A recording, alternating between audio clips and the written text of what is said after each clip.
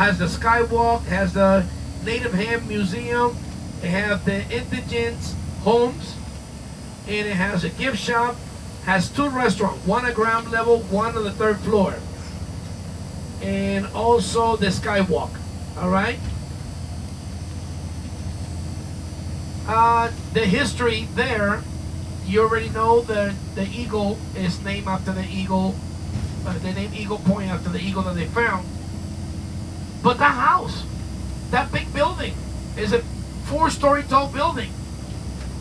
The story is that a Chinese man talked to the Native Americans and offered them the chance to build the skywalk for them, just like the one that's in China. David Jin is the guy's name.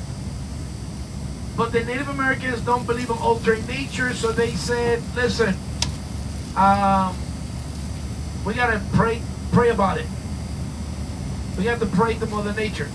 So they prayed to Mother Nature for 5 years. 1, 2, 3, 4, 5. Mother Nature came back with the answer. Mother Nature said, yes, build the skywalk. However, whatever building and structure you're going to build to attach the skywalk, that building cannot have a foundation. Did you hear what I said? Yeah. Have you ever been in a building with no foundation? That's like you putting a tent without nailing the tent down. What happened? The wind blows it out, right? So yes, this building that you're going to walk on right now, it is sitting on top of the mountain. You want to see more about that? You can go to YouTube and type in, how did they build Eagle Point? So you can see the construction of the building. They have it there in detail. How they use trucks to bring everything by pieces. All right? And to give you more detail, the skywalk is, the glass is 8 inches thick. The scale weight of the bridge is 64,000 pounds. You know what that's equivalent to? 3 buses. Just the same size of this one, 2 more. So the building needed to be heavy. So they decided to build the heavy building. The weight scale is 1.5 million pounds. That is the history for you, okay? So when you go to that building, you're going to look at it. You're not going to see nothing holding the building down. So remember, it's just sitting there. All right? After you're done with Eagle Point, I would suggest don't waste too much time. Take the bus and go to the second viewpoint. The second viewpoint is the bus going to take you there automatically. It's a shuttle bus. It's a free transportation service provided by the Grand Canyon. They drive you from the visitor center to Eagle Point. Everybody get out Eagle Point. You do your venues, your restaurant, whatever you're going to do. You're done with Eagle Point, you get back on the shuttle bus. Get back in it. And then you take the bus to Guano Point. Translation of guano into English. Anybody knows? What'd you say? Bat feces. Bat poop. The mountain is called Bat Poop. We're going to go visit Bat Poop, Guano Point. And it's the best view of the whole entire Grand Canyon. It is a hiking trail. It is a little less than a half a mile long. It's 0.4. So let's just say it's a half a mile up, half a mile down. But it's 0.4 of a mile up, 0.4 of a mile down. Please be careful. There is no fence or rail or safety barriers to keep you away from the edge. There's nothing. It's you and the ability to walk. Some guy fell on Thursday. He broke his arm in 3 places. But he didn't fall down the canyon. He fell down the rocks. All right? It is your ability to walk. If you cannot do it, then sit down, enjoy yourself at Guano Point in the shade. Okay? But there's flat part, but there's a lot of rocks, so it's bumpy. All right? What happened? How come they came up with the name of guano? There was a company called Guano of America looking for bat poop throughout the caves around the Grand Canyon.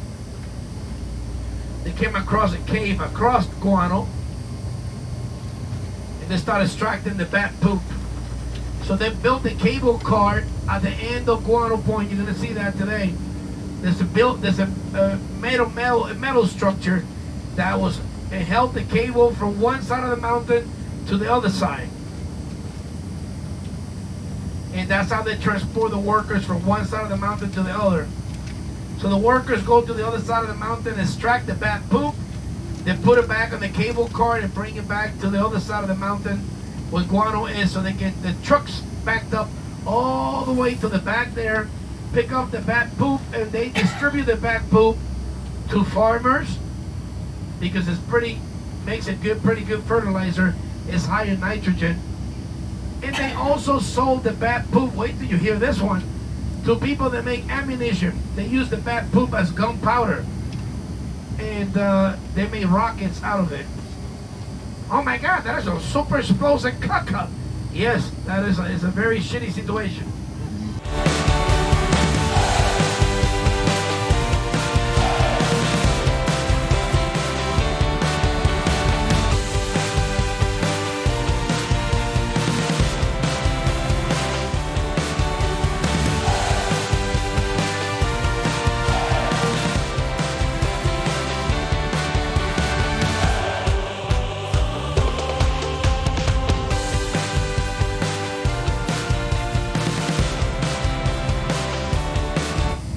Point is the widest point of the Grand Canyon. That is 18 miles across. All right, that's all I have for you right now until we start talking safety. Enjoy the ride and we make this turn. I'll be back.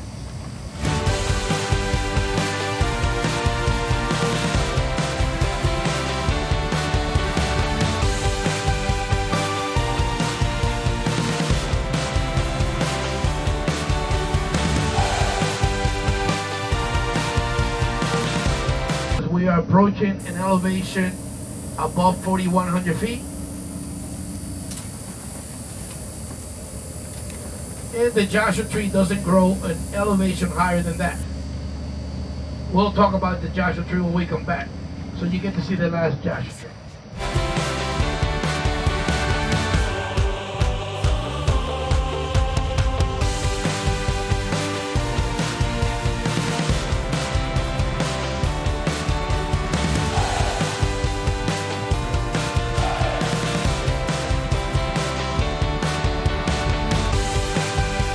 The next turn, you'll see the last Joshua tree.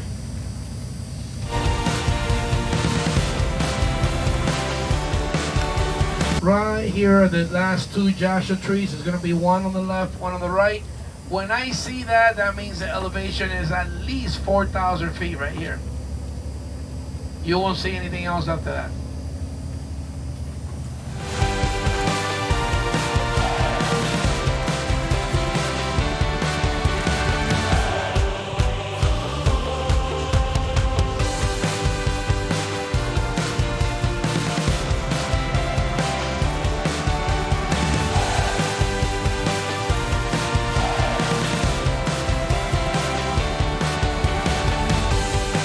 Alright, here we go. We're about to enter the reservation right now. You see the road right now is black. But the Native Americans don't like using that black tar to harm the land. So they use just the asphalt without any black tar. So that's why the road looks different. You see it? Welcome to the Wallapai Nation. What time is it right now? It's 9:54. Alright, we continue. What should I have in my hand? Start looking for these things. Start looking for your ticket. Where's your ticket? Get your ticket in your hand. Get it in your hands right now. We're about to exit.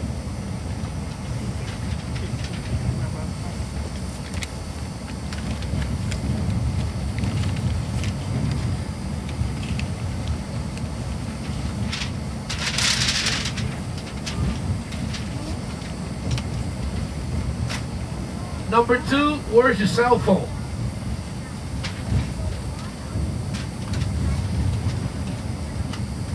Number three, where are your sunglasses and your hat and your sunblock? And number 4, where's your water bottle? Because they have refilling stations here. Everywhere you go, they have a refilling station. It's natural spring water, so refill it. And right here in front of us is the flat plateau. The magnetic tectonic plates of the earth shifted, causing the earth to rise up evenly, creating a flat plateau here in Arizona. There it is right there. All right? We're gonna call it, let's call it 10 o'clock, okay? It's gonna take me 5 minutes to get there. Let's call it 10 o'clock. What's 3.5 hours from 10 o'clock? 1:30. What time? 1:30. All right, yeah. 11, 12, 1:30. At 1:30, ladies and gentlemen, this bus will be leaving. So try to meet the coach before 1:30. If you come back at 1:32, 1:33, like most people like to do,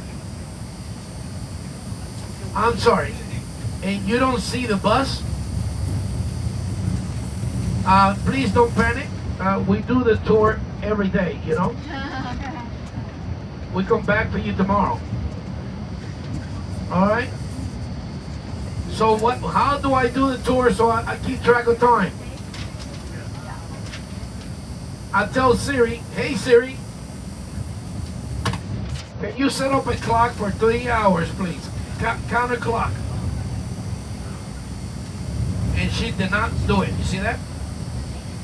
Hey Siri, set up a counter clock for 3 hours, please. There it is. And there it is. My clock is ticking. You do yours once I stop, okay?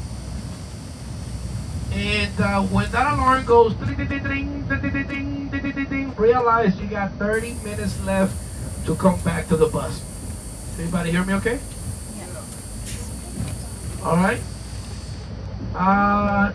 If you miss the bus, Uber doesn't come out here because your phone don't work unless you have Verizon.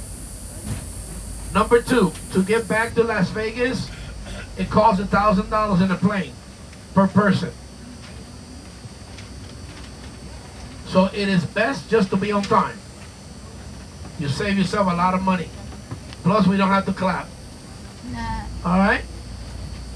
So the bus leaves at 1:30. El autobús finito 1:30. Autobús finito 1:30. That's what I know. I know how to say the numbers in Spanish, but I don't know anything else. Autobús finito 1:30. Roberto. Roberto.